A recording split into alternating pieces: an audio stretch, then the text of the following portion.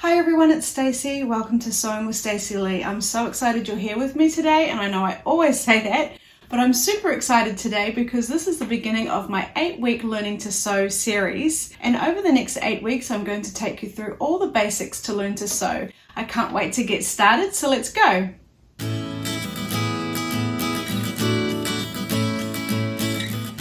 Okay, so first things first is we do need a sewing machine. Now you might have chosen to borrow one, you might have a brand new one that's still in the box that you need to now open up and take it out of the box, and let's get sewing on it. So I've got my sewing machine here and I'm going to show you how I would get mine set up and how I would thread mine. All sewing machines are different, so you will have to bear with me and perhaps just sort of follow your nose a little bit. What I do recommend is you get the user manual, and if you don't know where that is, chances are if you Google it, you will find a copy online. So do that, because then you can ensure you are threading it correctly and getting everything set right to get going. So let me show you how I'm going to set my machine up and thread it, and I'm hoping that you'll have no trouble doing yours as well. So with your sewing machine, you're going to get a power cable and a foot controller, and we need to plug those in before we get started. So what we'll do is we'll turn the sewing machine around to the side, and we need to plug them both into the sockets that are here. So I'll take the power and we plug that one in to the socket that it will fit into, and then of course we plug the power in, and then we take the foot controller and we find the socket that that fits into and we plug that in. And then with the foot controller, we put that down on the ground with the lower part facing towards us, and we're going to use our foot to start sewing and then control the speed. And then once we've done that, we'll thread our sewing machine. So once my power and foot controller are plugged in, I'm just going to switch my sewing machine on. And for me, my LCD screen lights up, but I also get a light bulb go on above the needle, which lights up my whole working space. And as far as I know, every sewing machine will have a light bulb there. So that's how everyone will know if their sewing machine is on. So now we're going to thread our sewing machine. And when we thread our sewing machine, it involves a top thread, which is always on a spool, which sits up the top, and a bottom thread, which is on a bobbin, which goes down below. And just like you would imagine, the top thread is the thread you see at the top of your sewing, and the bottom thread or the bobbin is what you see at the bottom of your sewing. So I generally use the same thread for the top and the bottom. However, you might be doing something that requires you to have a different color on the bobbin. And this is something that you'll get to experiment with as you go on with your sewing, and you'll just have a bit of fun with it. I personally like to use Gutermann thread, and I like to use the same type of thread on the top and the bottom always, because I just think it helps with your tension and it just helps getting a really nice consistent sewing stitch. So now we're going to wind our bobbin with our top thread so that we've got them both ready to go to begin sewing. So now we're going to wind our bobbin. The first thing we need to do is put our thread on our spool here. So I'll pop that on, and then I'm going to put this cap on here. Everyone should get one of these with their sewing machine, and that just keeps it in place and stops it spinning off when we're sewing. Then what I'm going to do is I'm going to take my thread and I'm going to follow the guides and see how it needs to be threaded to get all the way over to here to where my bobbin is wound. Yours may look different. Please check your user manual, but for me, I'm following the numbers with the circles.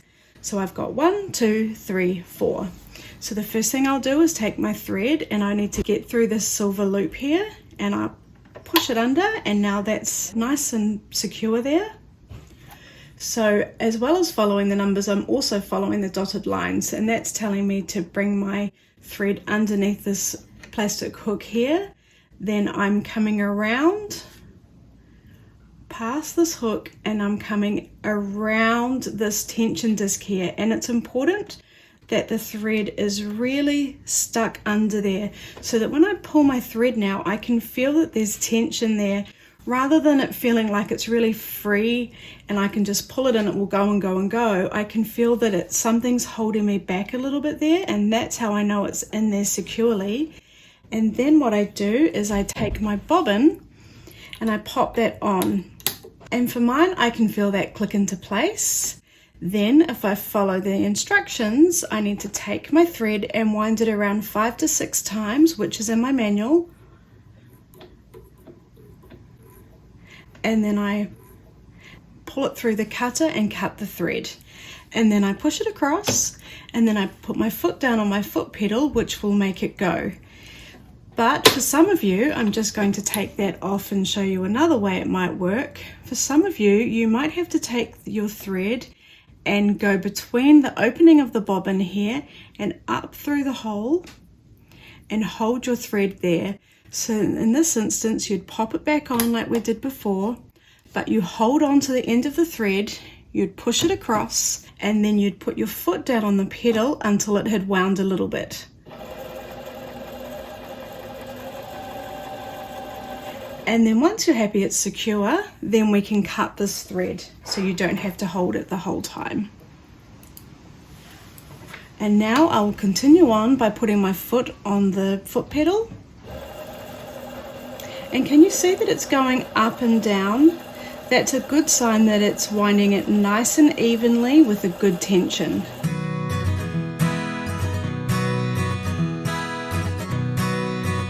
So it's better to go slower than faster when we're winding bobbins. Sometimes if you go too fast, it doesn't create a good tension for you. Also with some sewing machines, you actually have to take the hand wheel and unwind it before you put your foot down on the foot pedal. But once again, all that information will be in your manual.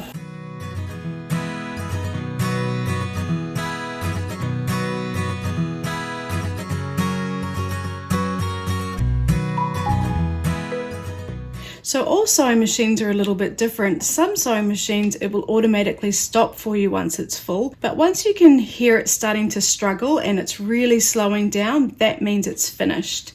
So what we do is we just push it back across, and I'm going to take mine off. You could trim yours with scissors, or I'm just going to use my cutter here. And now that's my bobbin wound. Now that's a really nice wound bobbin. I can see that the tension's nice and tight. We don't want any loose threads. We want it to look quite tight and quite firm. We don't want to be able to pull the threads out. That would mean it's not wound tight enough. So it's important to make sure it's wound nice and securely. And once we're happy with your bobbin, we're going to pop it down below. So now we're going to put our bobbin in. Now I pull this little lever across and I can lift this flap out and put it aside and then put my bobbin in. Your bobbin might be completely different. You might have to take the free arm off, and then you might put your bobbin in from the front. Your bobbin might even go in a little silver case and then go in. But the most critical thing when putting a bobbin in is making sure that the bobbin is going in the correct direction. So the best way to know you're doing that is if you've got a little picture to make sure it matches the picture, or to check your user manual. But for mine, I can tell that it wants my thread to go this way, and then it wants to come back and around. So once I know my thread's going in the right direction, I'm going to pop it in, and then I know that it wants me to pull it around this little piece here, and then drag it up and around, and again my machine is going to cut mine. If you've got an older machine or a more simpler machine, you're going to just pop your bobbin in and then leave it loose like that, and then you're going to wind your hand wheel, and then you will grab the threads and it will come up together. But for me, I'm going to follow my guide. I'm going to wind it around this piece here, bring it up all the way around, and then pull it onto my cutter. Then I'm going to take my little piece and close it off again, and now my bobbin is in there and we're ready to go. Now I just need to load my top thread.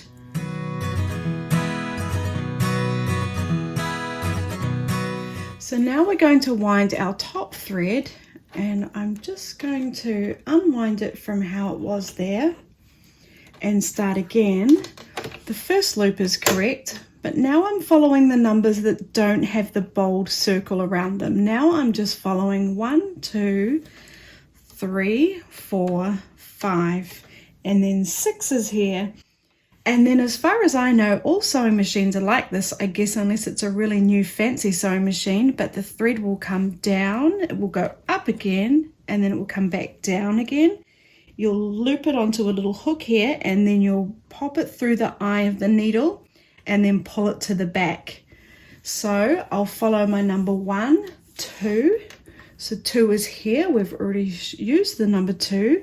We're going to come through the tension discs. We're going to go down, past 3, up, and then we're going to come across. Now there's a funny little lever in there that we want to make sure that thread is hooked onto. Can you see that? Can you see that lever? Right here, I'm moving my hand wheel towards me, and that controls my needle as well. And it's important to make sure it is in fact hooked onto that lever there. And then we come back down, and then I'm going to latch it onto my little hook down here. So now I've got my thread and I've come past number 5, and now we want to take it through the little hook at number 6. Sorry, my hands are in the way. And then once it's on that hook, it's nice and secure. Now we need to thread it through the eye of the needle. You might have an automatic threader. For me, I pull this lever down and I place my thread through the funny little claws, and then I release the lever, brings my thread through the eye, and then I grab it and pull it through. And then we always take the thread through the foot and bring it to the back. Now if you don't have an automatic threader, what I would suggest you do is always make sure you're starting with a nice freshly cut piece of thread, and you'll have to place that through the eye of the needle by eye. Sorry, my hands are in the way again. And then once you can see you've gone through the eye, grab it from the back, making sure it doesn't get twisted. Sometimes you can accidentally twist the thread around the needle. We want to make sure it's coming past the hook and down into the eye of the needle. One nice smooth movement. Once we're happy that we've done that, we take the thread, we feed it through the foot, and we bring it to the back. So now we need to test our stitches, but first let's make sure our sewing machine is set to how we want it to stitch. We want to do a nice straight stitch, and we want to make sure we're stitching at stitch length 2.5, which is this perfect stitch for general day-to-day sewing. So on my sewing machine, this little image here means the length of my stitch, and mine is currently on 2.5, which is what we want. But I can click on the minus and the plus to change that. I can move it all the way down to 0.2, which is a tiny, tiny stitch, or I can go all the way up to 5, which is a very large stitch, which you'd use for tacking. But I'm changing it to 2.5, which is perfect for us. The second one down here is the width of the stitch. Now we're doing a straight stitch. So when you're doing a straight stitch, if you change the width, that's actually moving the needle across. So my sewing machine is set on 0.1, and you can see here this tiny little oblongy circle has a dot to the left, which means my needle is to the left, or 0. Or I can change my stitch, this is also a straight stitch, to 0.2, and you can see the dot in the middle will move my needle to the middle. So if I change my stitch to stitch 2, it's moved my needle to the middle, but it's also saying that it's at the width of 3.5. So it doesn't mean it's going to be doing a zigzag. It just means that's where my needle placement is. And we can easily move our needle across if we want to manually with this button here again. However, if we wanted to do a zigzag, we'd change it to a zigzag stitch. So for example, I could change it to 0.5. And now we're on a zigzag, so now the 3.5 means how wide it's going to do our zigzag. So again, we could make the zigzag smaller or bigger with the minus and the plus, or we could make it more compact or further apart. But for today, I'm going to be choosing 0.2, which I've told you I like because that means my needle is in the center. So once we're happy with that, let's test our stitches. So now we're going to test our stitches. I've got a piece of scrap fabric here, and if you're making the tissue holder with me, just cut a little bit off the end of that. We're not going to use it all. My piece is about 4 by 6 inches and it is doubled up. In my experience, a sewing machine is always happiest when you're sewing through 2 pieces of fabric. Now we're not worrying too much about our sewing right now. All we're checking is that it is sewing correctly. So what I'm going to do is place my fabric underneath the foot here. This is our foot. And then I'm going to put my foot down by pulling my lever down. Everyone will have a lever and that holds it in place. Now when we're sewing, the sewing machine actually does all the work for us. There's little feet under there that pull it through, and we put our foot on the pedal to make it stitch. All we're actually doing is steering the fabric, so we don't have to do a lot right now. I'm going to put my foot down on my pedal gently. I'm making sure my threads are at the back, and then I'm going to sew.